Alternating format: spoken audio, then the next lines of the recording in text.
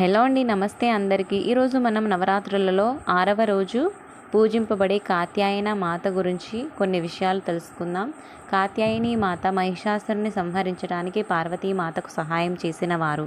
పార్వతీమాత మహిషాసురుని చంపడానికి బ్రహ్మదేవుడికి కఠోర తపస్సు చేయగా ఆయన వరం ప్రసాదించారు.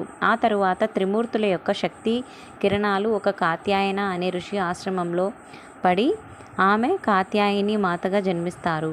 కాత్యాయని మాత దుర్గాదేవి యొక్క అత్యంత హింసాత్మక రూపాలలో ఒకరు. అలాగే మాతను చండిక అని, దుర్గాదేవి అని, భద్రకాళి అని, శక్తి అని కూడా పిలుస్తారు.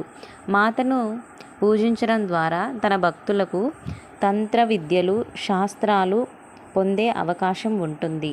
ఈ విధంగా 6వ రోజు కాత్యాయని మాతను పూజించడం జరుగుతుంది. ఇది 6వ రోజు యొక్క ప్రత్యేకత.